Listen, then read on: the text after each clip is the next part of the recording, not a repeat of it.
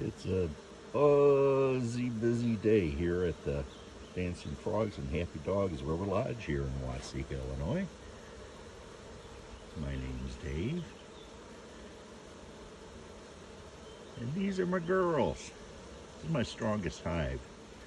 They're bearding kind of early. It's not real warm out, and usually they beard when it's warm. They also do that too. They need to have an airflow within the hive in order for it to evaporate the nectar into honey. And what they're trying to do is to bring the honey down to an 18% or less water content. Because anything above that, and it could start to ferment. Honey will last forever as long as it's below that 18% water content. So what they do is they come out onto the front porch that leaves extra room inside, and they can get that air flowing through there by vibrating their wings, and it creates an airflow. But I have to actually go in here, and I'm going to raise the top a little bit when I'm suited up. Put some shims underneath this top here. Let me pull out a little bit here.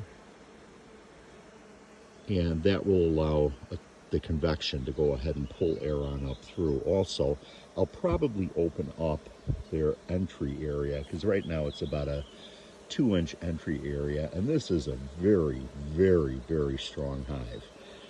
Early in the season, I put the 3rd super on. I'm about to put a 4th super on. These 2 bottom ones are brood supers. We try to keep the honey into the top super. Now, I didn't put a queen excluder in there. We might even have brood being laid in there. The next ones I put on are going to be strictly honey supers.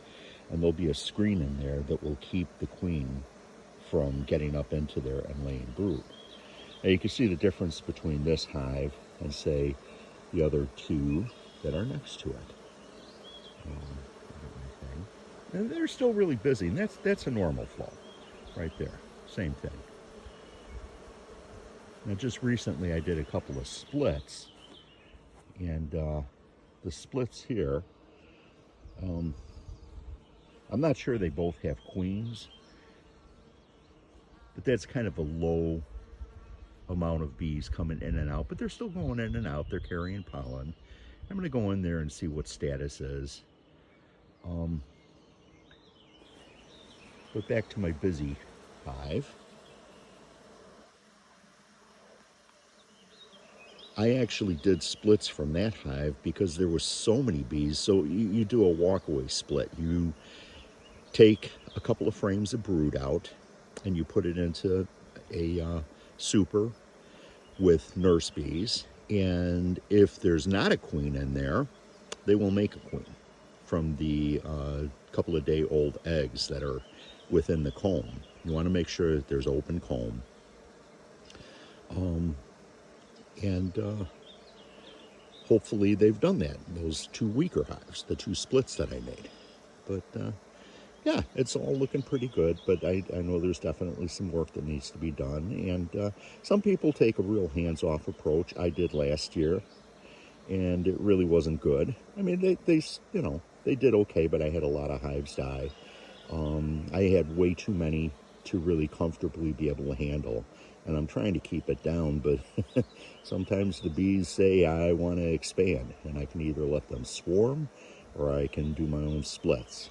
So this year I'm trying to be a little more hands-on. But anyway, just thought I'd update everybody. Hope you're having a wonderful day, and support the honeybees.